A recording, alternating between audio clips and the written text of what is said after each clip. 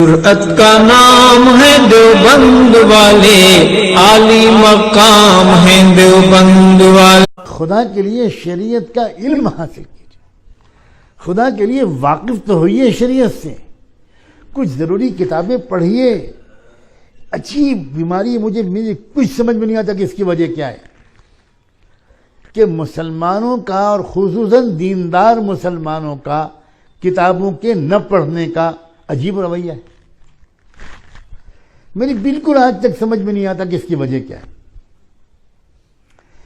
بھائی اسلامی کتابیں ہندی میں بھی آ گئیں، انگریزی میں بھی آ گئیں، اور کاش کہ مجھے یہ نہ کہنا پڑتا، اور آپ سب اور آپ کے بچے اور آپ کے پوتے اور پوتیاں اور نواسے اور نواسیاں اردو پڑھنے میں ماہر ہوتے۔ یہ انتہائی حماقت کی بات ہے کہ جو لوگ اسکول کالج میں پڑھنے کا بہانہ بنا کر اردو پڑھنے سے محروم ہو گئے ہیں، یہ انہوں نے اپنے پیروں پر کلہاڑیاں ماری ہیں اور اپنے مستقبل کو تباہی کے دہانے پہ پہنچایا ہے۔ کوئی زندہ قوم اپنی زبان کو نہیں چھوڑتی، کوئی زندہ قوم اپنی زبان کو نہیں چھوڑتی۔ آپ کے ملک میں چائنا کے لوگ، چینی لوگ کتنے رہتے ہیں؟ آپ کے شہر میں کتنے لوگ ہوں گے چینی؟ 10-15 ہوں گے، 20-25 ہوں گے بس۔ ہر شہر میں اس سے زیادہ لوگ نہیں ہیں ہمارے ملک میں چین کے، لیکن چین کے لوگ دنیا کے کسی غار میں رہیں، وہ اپنے بچوں کو چینی زبان پڑھاتے ہیں۔ یہودی ہزاروں سال تک دھکے کھاتے رہے دنیا میں، ہزاروں سال تک۔ جیسے ہی ان کی حکومت بنی اسرائیل میں، ان کی زبان بالکل زندہ زبان بن گئی۔ کیسے کامیاب ہوئے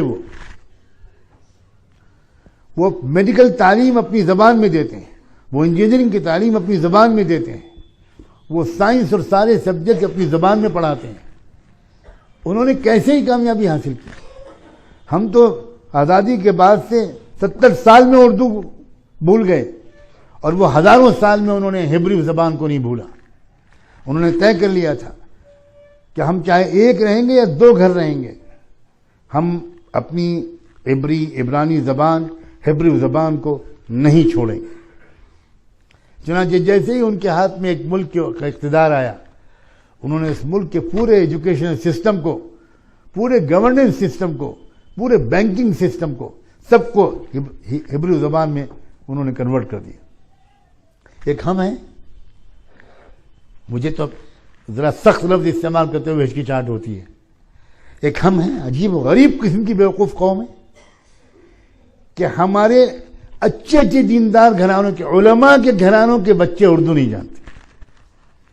اب مسجد میں تعلیم ہو رہی ہے تبلیغی جماعت میں، اور ہندی میں ہو رہی ہے۔ ایک صاحبزادے ایک مشاعرے میں غزل پڑھ رہے تھے، اور بڑی شاندار غزل پڑھ رہے تھے، تو مجھے بڑا رشک آیا کہ بھئی یہ تو ماشاءاللہ اردو جانتے ہیں۔ تو جب وہ غزل پڑھ کے بیٹھے تھے، میں نے کہا ذرا ڈائری دینا، تو انہوں نے ڈائری چھپائی۔ ارے بھائی، میں نے کہا میں ذرا دیکھنا چاہتا ہوں۔ تو بڑی مشکل سے ڈائری انہوں نے دی، تو ماشاءاللہ وہ غزل ہندی میں لکھی ہوئی تھی جو وہ پڑھ رہے تھے۔ اگر چچا غالب کو خبر ہو جاتی تو قبر سے نکل کے آتے اور ہائی کورٹ میں مقدمہ دائر کرتے۔ کیا بیہودہ بات ہے کہ ہماری قوم نے اردو بلا دی، کتنے ڈوب مرنے کی بات ہے۔ ہماری قوم کو اس کا احساس بھی نہیں ہے کہ ہم کو اردو نہیں آتی۔ یاد رکھیں کہ زبان صرف زبان نہیں ہوتی، اپنی تہذیب کی ماسٹر کی ہوتی ہے، اکبری دروازہ ہوتا ہے تہذیب کا۔ اگر آپ اپنی زبان نہیں جانتے تو یقینی طور پر آپ شریعت اور تہذیب سے دور ہو کر رہیں گے۔ اس لیے میں تو اس موقع پر یہ بھی کہنا چاہتا ہوں کہ بھائی آپ کمال ہے، دنیا بھر کی قومیں اردو پڑھ رہی ہیں۔ ابھی مجھے کوئی بتا رہا تھا، ابھی تھوڑی دیر پہلے، خود کانپور اور لکھنؤ کے ڈی پی ایس دلی پبلک اسکول کے بارے میں، کہ وہاں کے 8-10 نان مسلم گھرانوں کے بچوں نے اردو لی ہے۔ میں اس پر تو تشریح نہیں کروں گا کہ کن مقاصد کے لیے لوگ اردو پڑھ رہے ہیں، لیکن ہم اپنی قوم کو اس خواب غفلت سے بیدار کرنا چاہتے ہیں کہ بھائی ہم نے اپنی اردو چھوڑی، تو اردو چھوڑنے کا مطلب یہ ہوا کہ ہم غیر شعوری اور غیر ارادی طور پر اپنے مذہب اور اپنی تہذیب سے دور ہو گئے۔ یہ باتیں ہیں جو سنجیدگی لائیں گی قوم میں۔ اگر آپ ہفتے میں صرف 2 گھنٹے اردو پڑھنے کے لیے فارغ کر دیں، صرف ہفتے میں 2 گھنٹے، تو آپ 3 مہینے کے اندر اتنی اردو پڑھ سکتے ہیں کہ آرام سے آپ سادہ سی ضروری علم والی کتابیں پڑھ سکتے ہیں۔ اور یہ بات اس لیے یاد آئی مجھے کہ میں نے یہ کہا کہ بھائی کچھ کتابوں کا مطالعہ کیجیے۔ Subscribe to my channel and also press this bell icon so you never miss any new updates, cause whenever